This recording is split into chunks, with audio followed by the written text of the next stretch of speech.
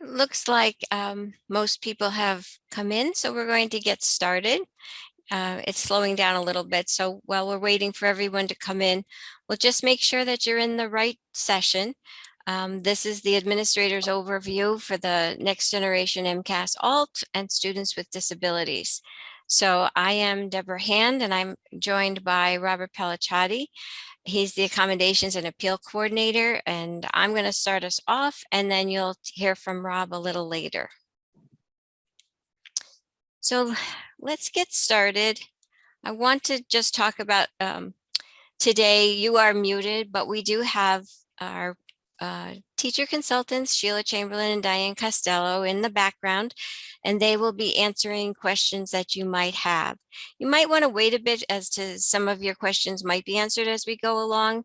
They will answer what they can, and then Rob and I will answer appropriately, either at the end if we have time, or when I'm speaking, Rob will help out, and when he's speaking, I'll take over. So if you have some unique circumstances, you might not want to put it in the Q&A. You can reach us at the end. We'll have our email address, or you can reach us by phone, but we'll be happy to help you out either way. So these are the topics that we plan to cover today. There's everything you see here, 99% of it is all about the MCAS-Alt. And I know that most of you are used to seeing Dan Weiner. This is the first time, if you've been coming for many years, that you haven't seen Dan Weiner come and join us or lead this session. So it's new to all of us, but I'm focusing on the MCAS-Alt. You have many opportunities to go to MCAS trainings, and Rob will talk a little bit about that later on in the presentation. So here we go. I would really appreciate it if you would either take out your calendars, your digital calendars, or your hard copy calendars, and mark these dates down. I know you have access to these PowerPoints, but sometimes you forget to download them, or you don't want to have to print out anything. So I'm going to give you these dates, and I want to make sure that you have them. You have so many other things going on that sometimes these dates for MCAS-Alt get lost. I know how busy you are, and your plate is very full. So let's start with ordering the MCAS-Alt submission material. That starts in January, and that's going to start the day we get back from the holiday break. That starts January 3rd, and it goes through the 13th. You want to make sure you check in with your teachers who are completing the ALT, because you want to have an accurate number.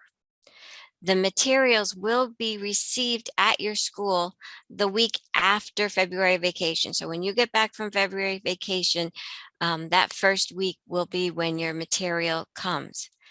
I implore you to open the box, check the shipment, and then you need to complete part 1 of the PCPA.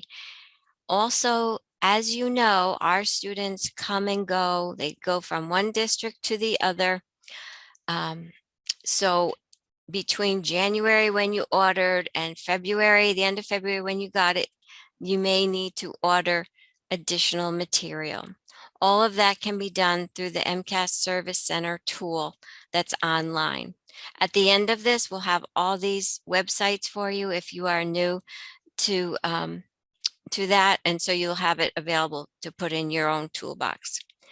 And the other side of this, when we're getting ready to prepare for submission, that same online tool, the MCASServiceCenter.com, you're going to use that to schedule a UPS pickup. That has to be scheduled by Thursday, March 30th. And I'm going to say 2:30. So all of you who've been doing this a long time will say, it's always been 3 o'clock. Well, that 3 o'clock is really 3 o'clock. And what happened last year was, maybe it was just unique to last year, but many of you tried to call even 2 minutes after 3. That particular tool is run by UPS itself. and it closes at 3 on the dot. So if you called at 3:01 or 3:02, it was not available to you. So I'm going to say 2:30 to give you a little wiggle room, and you do not have to wait until March 30th. Remember how many people across the state are going to be scheduling a UPS pickup. So if you want to get a date that works for you, um, they're going to be picked up by March 31st by 5 o'clock. So as soon as, I believe it's March 16th, you can start to schedule your UPS pickup. Make sure you tell that to your teachers so the teachers know when you need them by, because you want them ready to be packed and shipped by that Friday, March 31st. The other hint I will give you from years of experience is to make sure someone's going to be around to wait for the UPS person. Some of you may have regular UPS pickups, and that's fine. Just make sure that they know what they're picking up and why it's important to come by Friday at 5 o'clock. So for those of you who are new, or some of you may just need a reminder, what is the purpose of the alternate assessment? We want to make sure we're including our students with significant cognitive disabilities. We want to make sure they're included in the accountability as well as the assessment system. Plus, as a reminder, it is the law for any students who are in public schools and being provided with public funds. We also want to make sure that our students with cognitive disabilities are working with skills that are meaningful and challenging and based on our curriculum frameworks. Also, we want to be able to share that information with both schools and parents, because the alternate assessment shows what our students are able to do, not just what they are unable to do. So who should take the alternate assessment? And this should look very familiar to a lot of you.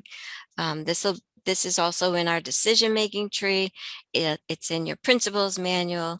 But it's a student with significant cognitive disabilities. They're going to be working with modified standards. The work is modified. It's intensive instruction, and it takes a while for our students to demonstrate their knowledge and skills. And these students are unable to demonstrate that knowledge and skills on a standardized test, whether it's paper or online, even with all the accommodations. However, I want to caution you that this is an annual decision by the team. This isn't a blanket or a track that they can just every year because they took it once, that they're to take it every year. Teams need to decide, and they also need to decide in each content area.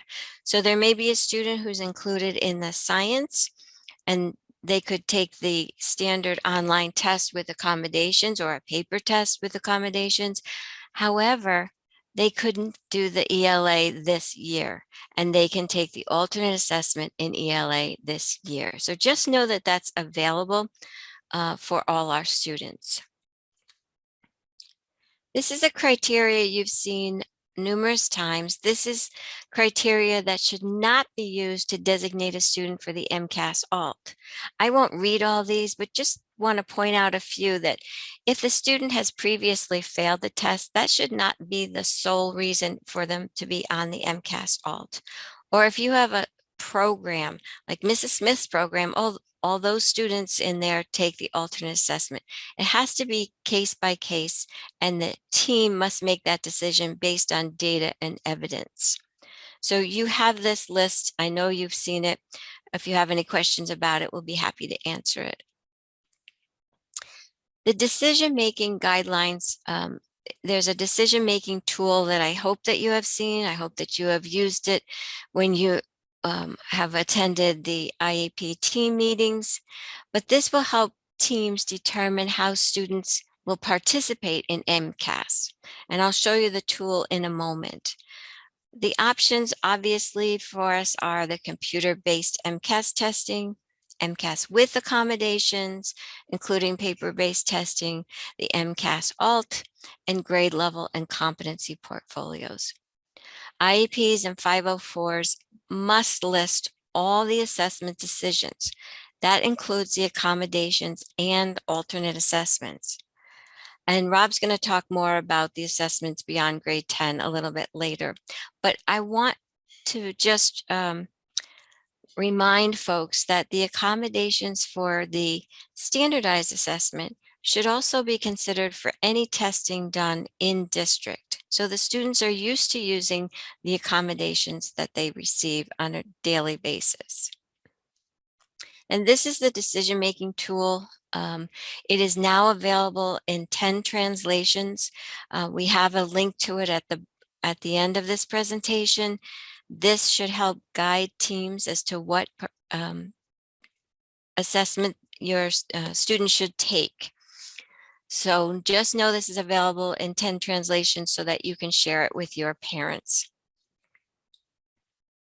So here is the 2022 statewide results. Seems like a long time ago, but it was only last April that we had the 6,230 students participate in the MCAS-Alt. And when we break that down, we can see that ELA and math were both a little lower in 2022 than it was in 2021. Science and tech went up a little, but that's because we didn't assess grade 10 in 2021. So that's the difference there. And this year, 1.28 of all tested students took the MCAS in 2022. And for those of you who remember Dan's talk about the 1% cap for students taking the alternate assessment, that's why it's important. However, it's still going to round up to 1.3%. So it hasn't changed from last year. So we will be submitting a waiver again this year. And Rob will talk a little bit about those numbers later. Here's kind of a fun fact. Each strand is scored individually. And last spring, we had 37,973 strands submitted and scored. So that's quite a few. And here's just a nice visual of our statewide results. This is all content areas and all grades. So you can see in the progressing, we came up a little bit this year, which is great. Whenever we add a new component, we've added a skill survey, we've adjusted the science requirements, and I think the ELA writing was part of some of the reason why our progressing has gone down. But it came up this year, so did emerging and awareness. And the one that went down that's very good is the incomplete. So we got to keep that incomplete going down. We want to get it as far down as we possibly can. I'd love it to be nothing, but I know that's not possible. So every year we talk about the preliminary results from MCAS-Alt. I get quite a few calls from you or for teachers who say their administrators can't locate the results. So I want to let you know that every year in mid-June, these come out. It is well publicized. We put it in the SAS update. It's in our newsletter under the Administrator's Corner. It's also in your principal's manual. But I just want to make sure that you are aware of it. You might want to jot that down as one of my highlightable moments, that mid-June, you can count on those coming out, because we do tell the teachers when we meet with them in January and again in February that these will be out, and we put it in the newsletter so they will also give you a little nudge at that time. This past year, or past years, it's been called the Portfolio Feedback Form. We call it the PFF. Going forward, it will be the MCAS-Alt Feedback Form. It might be just FFs, even though I'll probably still say PFFs. It'll be the MCAS-Alt Feedback Forms. You will need the password that you're given in January from MCAS, so that MCAS password is going to get you logged in to the security portal. So I've given you some screenshots here. This should look familiar. Again, if you're a new administrator, this will be available. We have a recorded session will be available in a couple of weeks if you want to download that when it comes to remind yourself of how this works. Then once you're in the portal, you're going to go to the application list, and then you're going to select Dropbox. If you need help logging in because you don't have the right password, this link here, which is live if you download the PowerPoint, will take you to your directory administrator and they can help you out with that. Then you see this light blue box that said Dropbox Central. Obviously, this is last spring, but it will say next year MCAS 2023 data. You'll click on that, then select Next, and then this dark blue box comes up. Again, it won't say Portfolio Feedback Forms 2022. It will say MCAS-Alt Feedback Forms 2023 next spring. But you can still go in and look at these if you want to practice getting in and finding them. Once you click on that link, it will open the file of PDFs. Each student has 2 PDFs because whether or not they do science, it comes with 2 pages. We're going to go over those in just a moment. But I want to also tell you that if you only have a district view, you won't be able to see it. You must be at a school view in order to find those feedback forms. So again, see if your directory administrator can help you with that. These instructions, as I told you, are in the principal's manual, and we'll put it in the SAS update as well as the newsletter. Once you open that PDF and download them, you should share them with the teachers that conducted those portfolios and helped the student to complete it and pass it in the spring. So this should look familiar to many of you. Only next year it'll say spring 2023. The student's name, the grade, the SASIT should all be there. You want to make sure you check that out, make sure that that's all correct. Then we're going to look at that very top level. Level of complexity, demonstration of skills, independence, self-evaluation, and generalized performance are the areas that are scored. Then you'll see the overall achievement level over here on the left. So English Language Arts has 3 strands: language, reading, and writing, and each one is scored individually. And then it gets an overall achievement level. So let's break this down just a little bit more. And this is the rubric. This may or may not look familiar to you, but this is an expanded version of a rubric that you can find on page 44 of our educator's manual. And then we break it down even more from pages 45 to 49. So each area is broken down individually. So the 2 areas for level of complexity is either the access skills, and this is basically the 1% of the 1%. And these students are strictly working on motor skills. These are developmental milestones, such as grasping, making, following and tracking materials. So they are significantly cognitively disabled and unable to make the cognitive choices. Like after reading a story, they aren't able to find the main character. They are working on tracking, maybe tracking the book from the left to the right. That is what access skills level 2 would be. The majority of our students and your students would be entry level. And these are students that are just working below grade level. Okay, so we have modified the expectations of the strand. We have taken the frameworks and broken them down into skills that our student can access. Then we look at the demonstration of skills. That's just the area of accuracy. And again, you can look this up if you're interested, but what this means is that students' performance was at between 76 and 100%. And the same goes for independence. So this student was not only accurate, they seemed to need minimal prompting, whether it was verbal, visual, or physical assistance. They were working at a much higher rate. Self-evaluation and generalized performance, the highest scores that they are able to attain is a 2. So don't expect a 4 in there if you're looking at your PFFs. The highest score they can receive in self-evaluation or generalized performance is a 2. And you'll see the comments underneath there. So when these were scored, the scorer thought that it showed evidence of open-ended and creative approaches that allowed the student to demonstrate their knowledge and skills. So that was a good comment.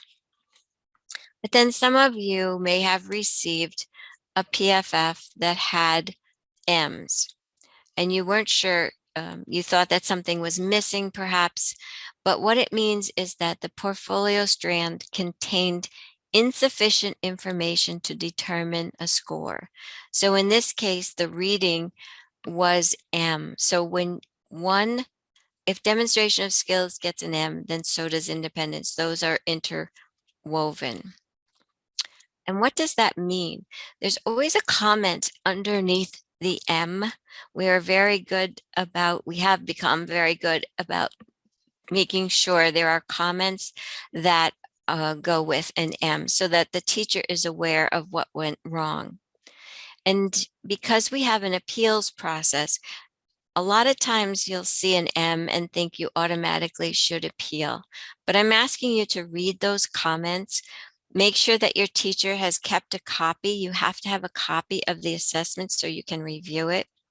And in this case, the comment said that all skills listed in the measurable outcome were not addressed during each activity. And the measurable outcome is just a skill that the teacher has chosen. There was obviously more than one skill in this, and it wasn't on the data chart. The second comment says that the same thing was wrong, only they weren't addressed on the 2 pieces of evidence. So the comment is all skills listed in the measurable outcome were not addressed during the activity on the data chart, but also not on the evidence. So before submitting an appeal, once you review it, we should ask, does the entry point contain more than one skill? Did the teacher choose a skill such as addition and subtraction, main idea and related details? And if yes, then look at the data points and the evidence and determine if both skills were addressed on those 2 things. If they were not, then the appeal is not warranted. But if they have, then definitely do the appeal. And those questions can be answered at the before the end of the appeal date. So make sure that you call if you have any questions. We'll be happy to answer those. And for those of you who haven't seen this before, these are the achievement scores, and these are alternate academic achievement standards. That's what they're based on. Awareness means there's very little understanding of those standards. A lot of times those are our students working at access skill level. Then we have emerging, a much more basic understanding. And then we have progressing, which means the partial understanding. They're starting to work at making progress, and they're also working more independently. And last is the insufficient evidence or information that doesn't allow us to determine an achievement level because we couldn't score it. As you know, the MCAS-Alt results are included in the accountability system, along with the MCAS tests. A lot of times the preliminary reports have not yet married with the MCAS test. So in a case where you have a student that's taking the MCAS-Alt and the MCAS, sometimes you get confused because it'll say that a content area was required but not submitted. That's just because the data hasn't merged with the MCAS test yet. For school accountability, you do receive the MCAS scaled score equivalent for each of these areas. And you can see the MCAS achievement level on the left, and then the assigned MCAS scale score equivalent on the right. One thing I want to caution you on, and I do get quite a few calls on this, a score of progressing just means the student's making progress, steadily learning the skill. And as I talked about, minimal prompting, and the performance is basically accurate, but they are still working below grade level. Progressing does not mean a student has achieved the score needed for competency determination in high school, which would be partially meeting expectations. All MCAS-Alt scores are included in the not meeting expectation level in school and district results. This happens a lot at the high school level. Many of your teachers will submit a grade 9 portfolio, which is perfectly acceptable for science. And then the next year they do ELA and math. But when they get the report back, the science will say, I just forgot what they said. Previously failed is what it will say. So I get a lot of calls that said, oh, but my student got progressing. They did get progressing. That was their achievement level, but it is still previously failed. We have worked very hard to get that statement off of our parent guardian report. And so it'll say previously tested for our parents. All right, I hope that helps clear some of that information off. So we have a group of teachers that we work with, and some of you are in your districts, and you have allowed them to be part of our training specialists. We call them training specialists. They work directly with us. Unfortunately, since the pandemic, we haven't been able to do our full day orientation. We've had to do it online, which isn't as much fun or as in depth as we would like. But we have a small group this year, about 65, I think, that are volunteering their time, and they help to support teachers in their district. Some of you may know of them. I hope you know of them if they're in your school, because you said they could come. But if you don't have one in your school, see if you have someone in your district. And we always get their feedback, because they're obviously in the trenches. They're working on this, and we always ask, what do you need? What can we have the principals in your building do? How can they help you? So one thing they brought up was, here's a list of some of the things, is to encourage teachers to start early in the school year. That's especially helpful for teachers who are new to teaching. They're a little overwhelmed, and now they have an MCAS-Alt to do. So they feel like they have time because it's September, October, they're not due till the end of March. Please encourage these teachers to start early, get their skill survey started, register for the forms and graphs online. Ask educators what they need. You know your teachers that are completing these. What do they need? How can you support them? Every school is a little unique. Make sure you allow them to attend trainings and review sessions. So we only have this one training for administrators and one more on November 2nd. So we have already completed all our training. However, all the training sessions will be available in a couple of weeks. The recorded sessions will be available. So if you know of a teacher who you hired late, or who perhaps was unable to attend, make sure they go and download the recorded version and listen to that. But in the meantime, we have a lot of resources still available to them. They can go on that site and get the educator's manual, the PowerPoints, and sample strands, so they can still get started early. In January and February, we have these review sessions where teachers can bring their portfolios and ask their questions, and these wonderful training specialists give of their time to make sure that these teachers, that their colleagues, are on the right track. Strategize with your teachers. Talk about how you can do some flexible scheduling. See if you can designate other staff to assist. perhaps a occasional sub coverage. I know it's very difficult right now because a lot of you may be experiencing teacher shortages, so perhaps there can be some unique collaboration between a couple of classrooms, and you can work something out to give them that little extra time.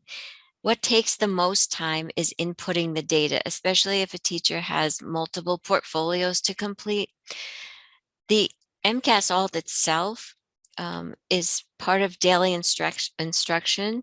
They are collecting data and documenting data during their regular day, but to input the data is time consuming, and they do need time. And if you could help them carve that out at least once a week, at the minimal every other week, but once a week would be very helpful if they had time to input that data.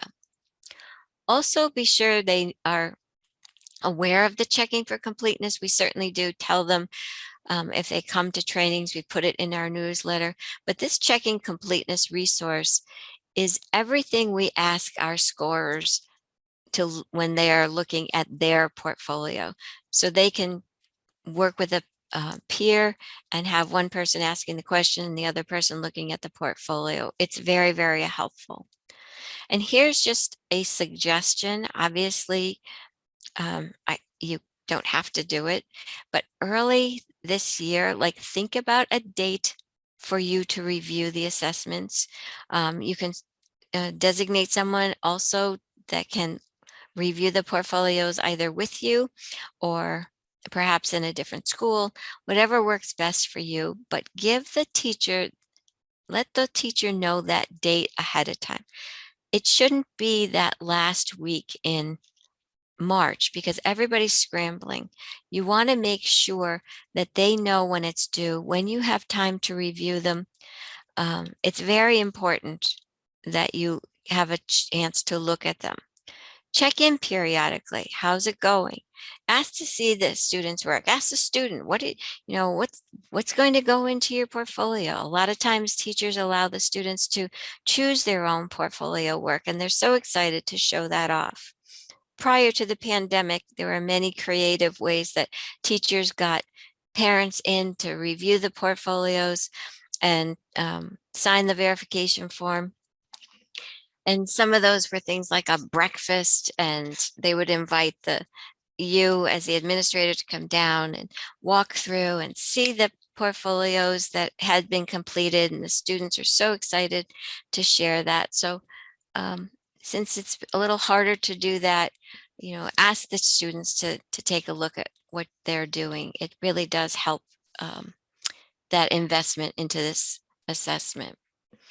Identify teachers who need support. This is so important, and I'm sure that there are some administrators online right now that could testify to this, because what happens to teachers who feel like they're backed in a corner and can't complete it, they tend to disappear. And either they disappear with the portfolios, or there's just nothing there that they've left behind and you never see them again. It happens almost every year. So if you see a teacher really struggling, make sure you identify their needs and get them some help. I do encourage teachers, I talk about it at my introduction, that if you feel really overwhelmed, to let someone know so that they can get the help they need. You as administrator, you're going to sign off that these are complete and authentic. So you want to take a look at dates and brief descriptions, or have somebody help you. It does take a little bit. That's why I'm suggesting you have a date where you need to look at them, or maybe even halfway through the year, you say, take a look and see how people are doing. Remind teachers of the deadline. I put it in all my newsletters. I can't make them read it, but maybe if you send it out in whatever way you communicate to your folks, you can let them know when they need to be completed by. Also, I want to make sure that you know that the verification form that we ask parents to sign is not a consent form.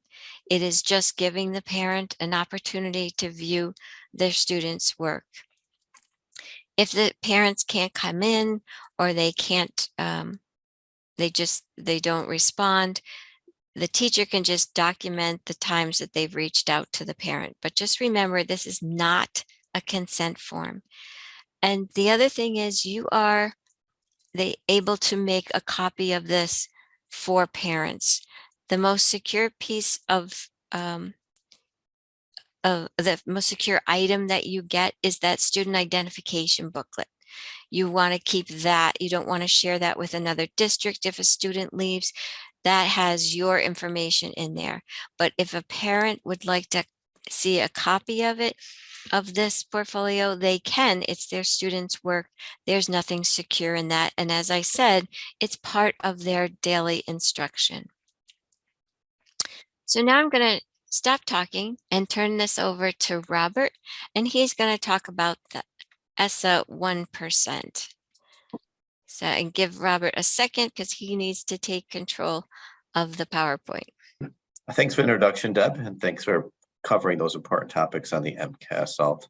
Good afternoon, everyone. My name is Robert Pellicciati, and as Deb mentioned, I'm the MCAS Accommodations and Appeals Coordinator here at the department. So if you have questions on the accommodations for the MCAS test, or you have questions on MCAS portfolio or competency, or should say appeals in general, please contact me. I'd be the one to provide you some assistance, myself or my colleagues. But as Deb mentioned, I'm going to talk about a couple topics today. I'm going to speak a little bit about the 1% cap on the MCAS-Alt participation, as Deb had mentioned. And I'm also going to talk a little bit about what we call the grade level and competency portfolio for those students that are relatively difficult to assess, but are performing at or near grade level. So let's go forward. As Deb mentioned, that there is a cap on the participation for the MCAS-Alt. And what that means is the federal government had instituted a cap through the ESSA Act, Every Student Succeeds Act, meaning that states cannot assess, it's the statewide cap, they cannot assess more than 1% of their students on alternate assessments on lower achievement standards. This is a big push by advocacy groups for a variety of reasons to make sure we're not holding students to lower standards, making sure that we're only those students that are truly performing at a very, very low level are assessed on alternate achievement standards. With the extent possible, we want to make sure we're providing students an opportunity to graduate, and we're holding as many students to what we call grade level or on age level standards as possible. Our job is to make the least dangerous assumptions, especially for a state like Massachusetts who has a graduation requirement. If a student takes the standard MCAS-Alt or alternate achievement standards, they are not being exposed to curriculum framework requirements that would be expected for graduation. As Deb had mentioned, a score of progressing is not a score of passing on the MCAS-Alt. So be that as it may, there's a 1% cap. This is a state cap.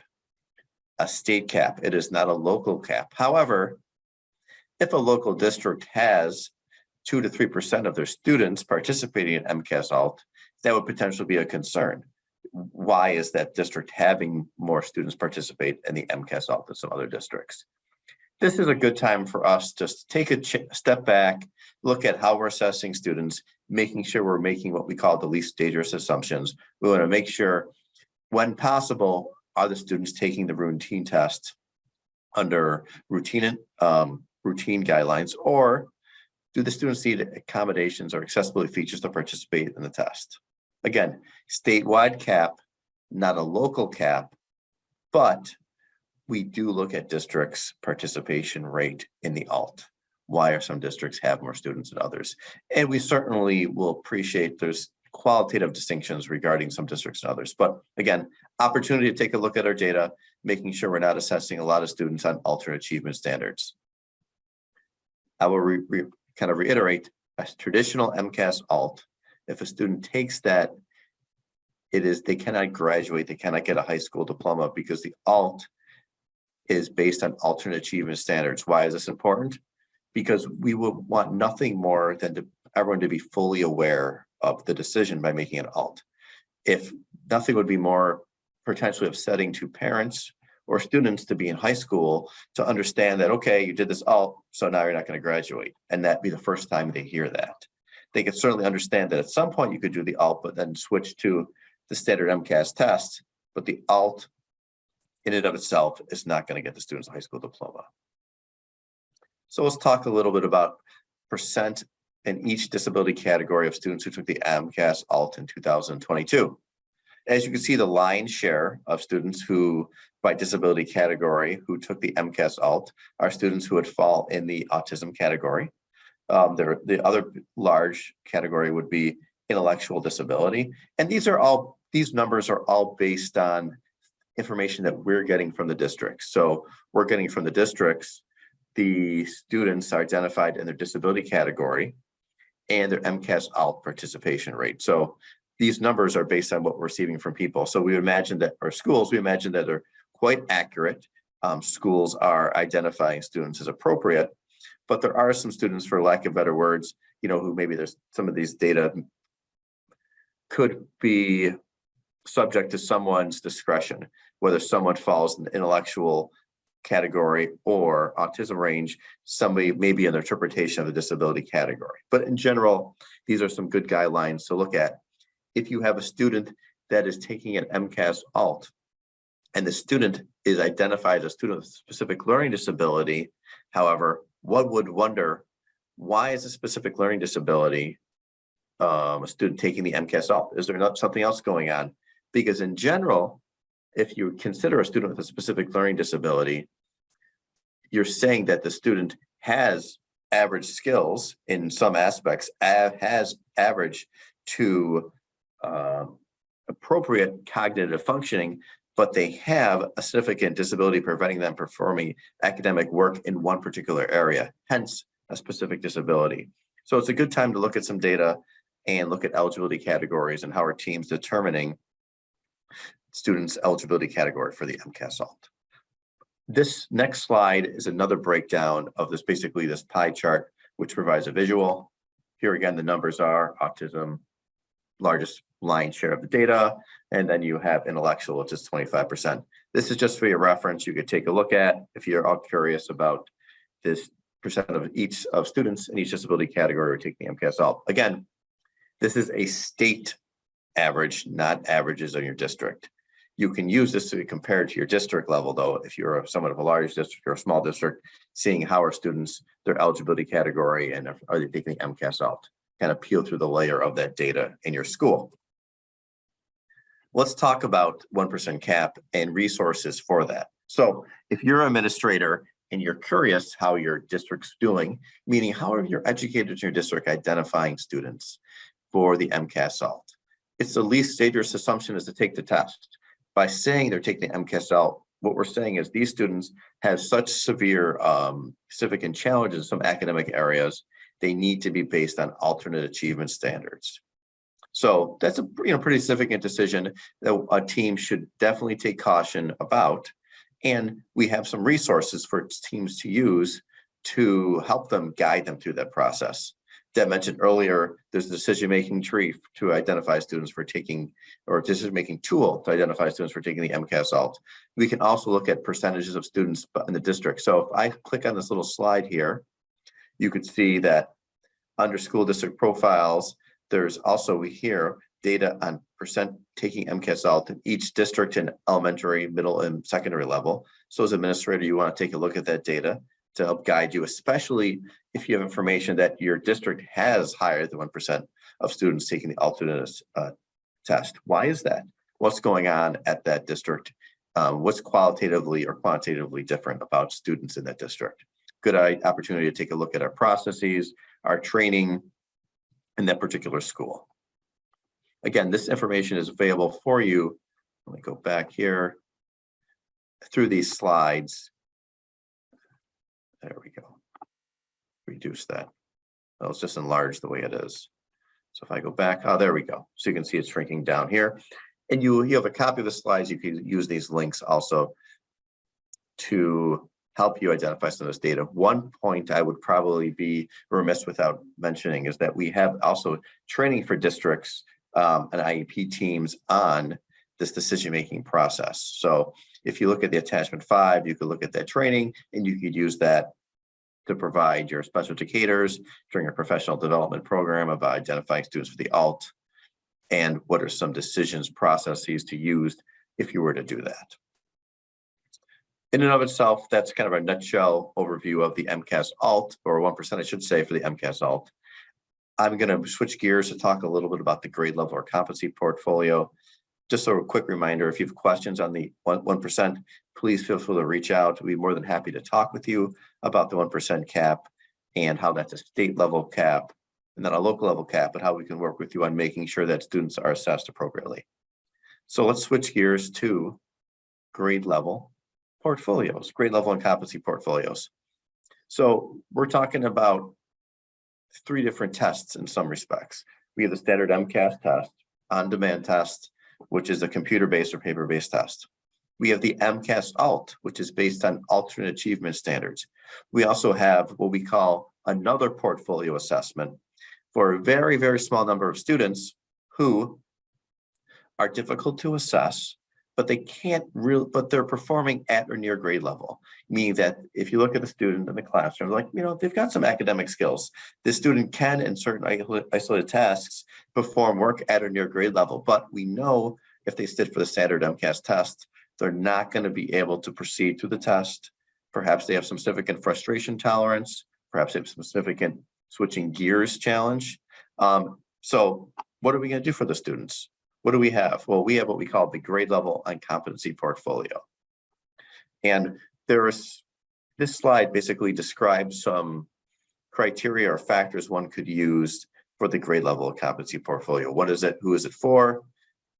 It's for a student with a significant disability, and they can submit their work at your grade level. They can submit a portfolio in lieu of taking the test. This grade level or competency portfolio does not count towards the 1%.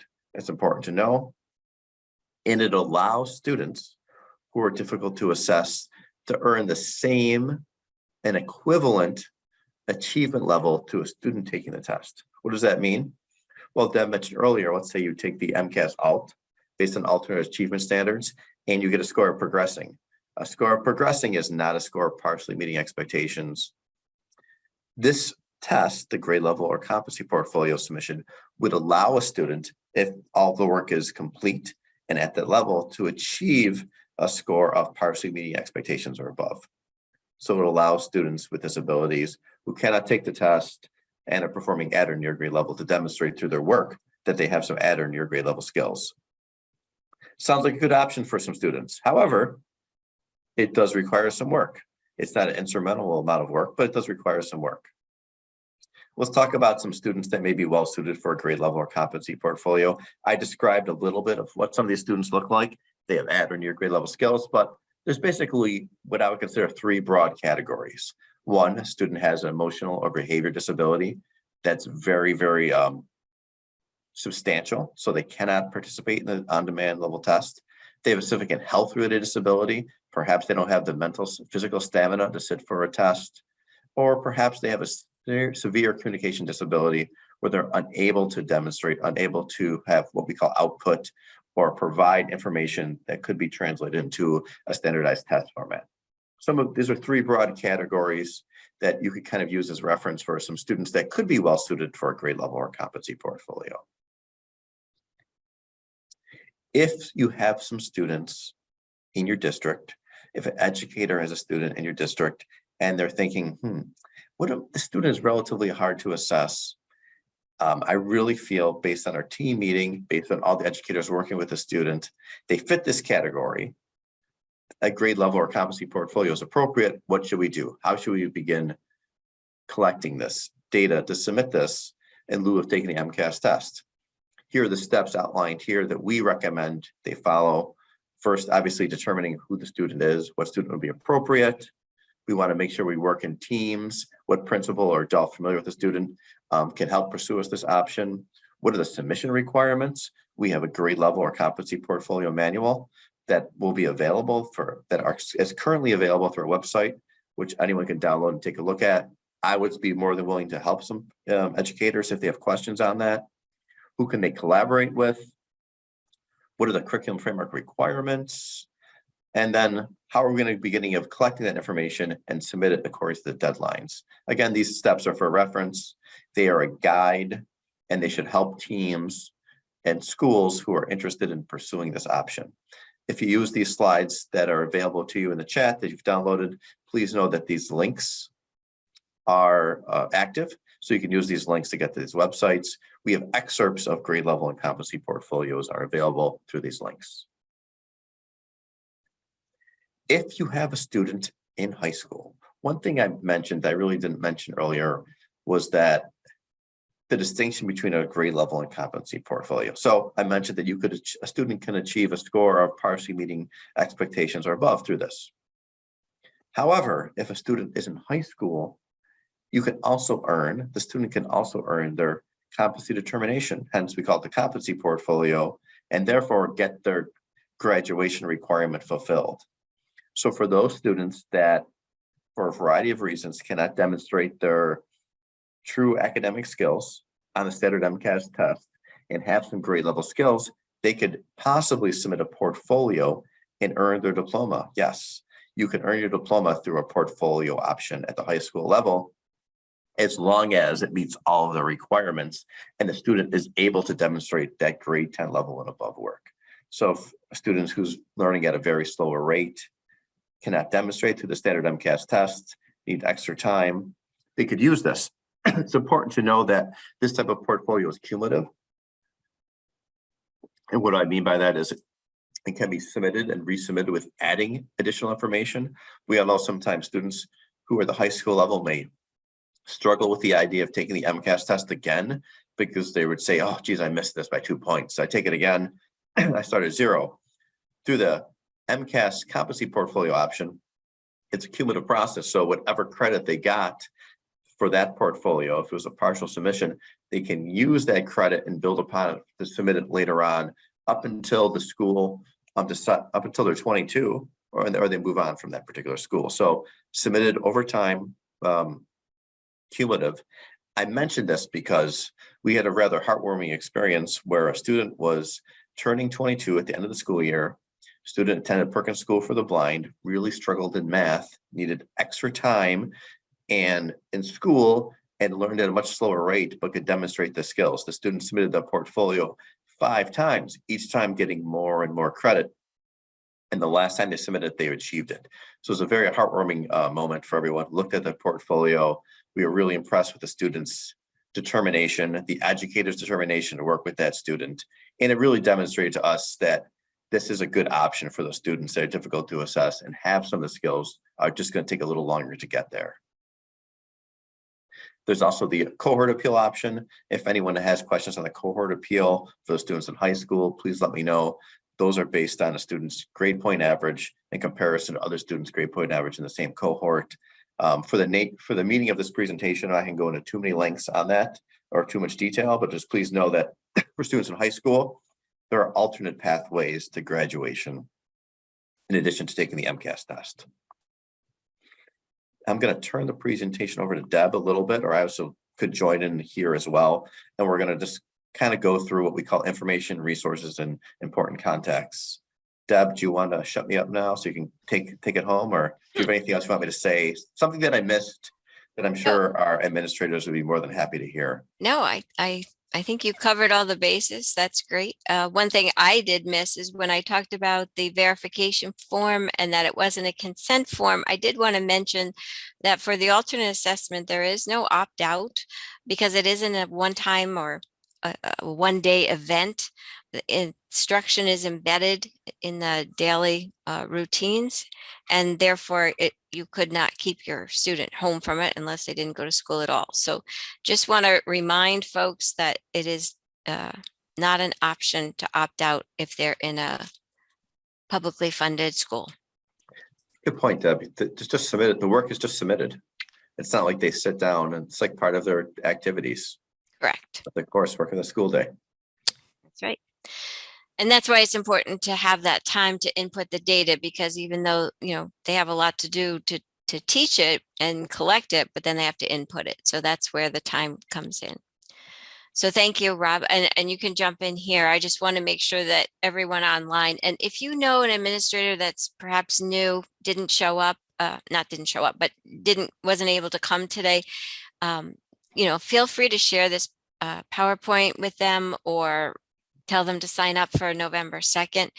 We have these resources for you that if you're not on the Student Assessment Services update, it's a nice newsletter, comes like every other week, I think.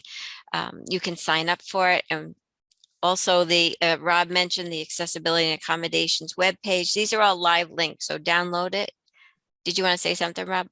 I was just giving you a thumbs up about Oh, the okay. links. The accommodations webpage. It's annually updated every year. Basically, what it does is have our accommodation manual for students taking the MCAS test. Okay. And the MCAS-Alt email, we email out the newsletter as soon as anyone attends a training. You're on our list. We have, I think, close to 10,000 now. So we have a feature called the Administrator's Corner, where we try to just put what's pertinent to you as administrators. We also have our manuals and training opportunities. The principal's manual for the MCAS-Alt is like 20 pages. So it's very small. It's very to the point. You don't have to, you can just look up the dates if you want the dates. It's great. The MCAS webpage, I think, well, I have a screenshot of that. I'll show you in a moment. And here it is. Look at that. MCAS webpage. There's the student assessment link. Rob was talking about accessibility and accommodations here. Also, there's the alternate assessment. And as I said before, you can see on here, the district level directory administrator is on this page as well. So if you need help there. And and there's Rob's grade level and competency portfolio that he just got through discussing. It's great to be aware of that, even if you don't have any students now, but just know that it's available. I think that that's key for that.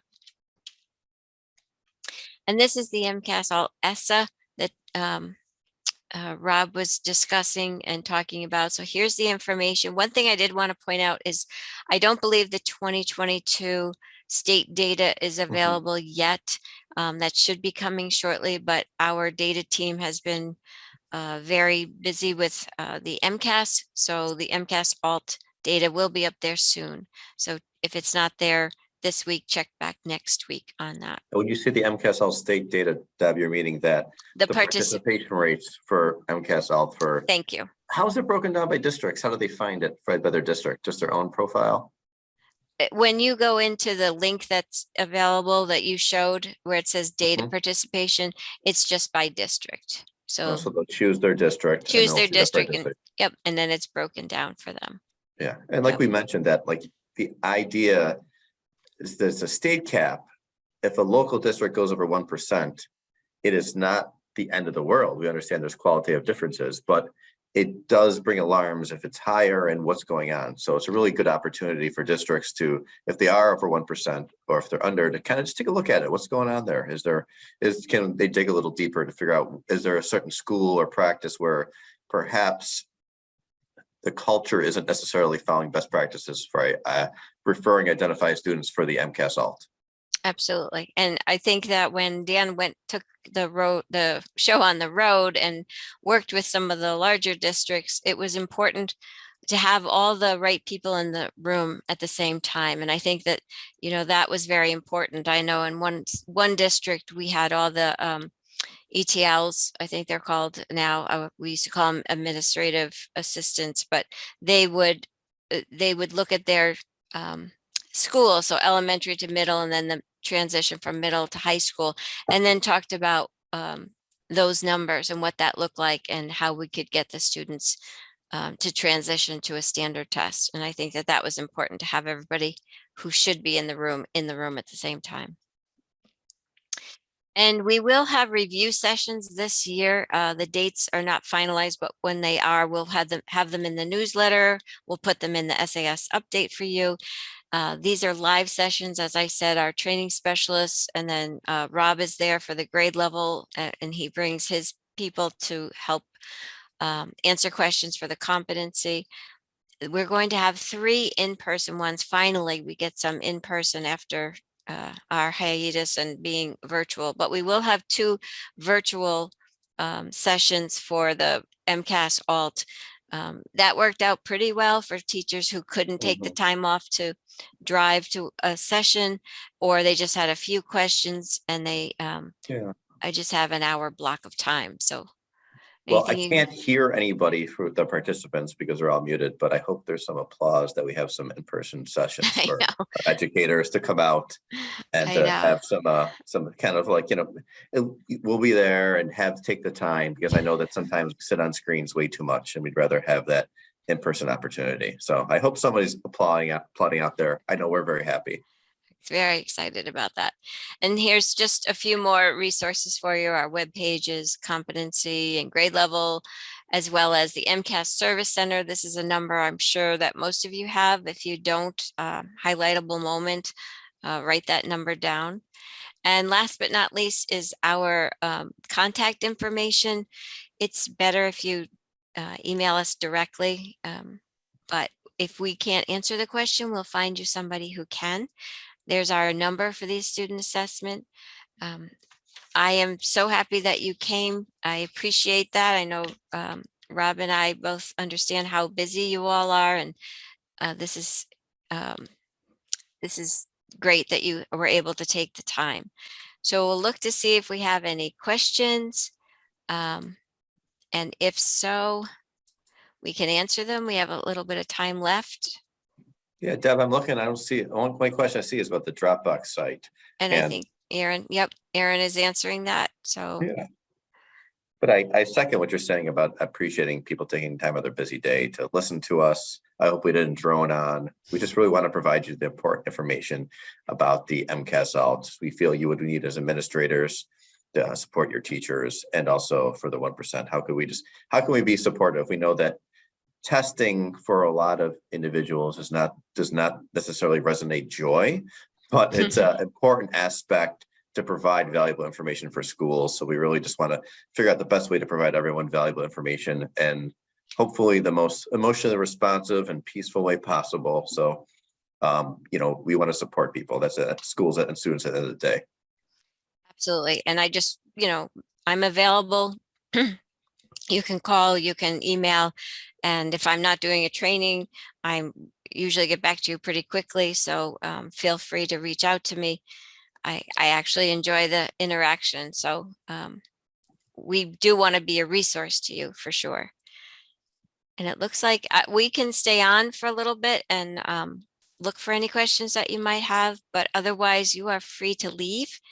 Yeah. Um, we'll hang around for a little while to see if there's anything pops up.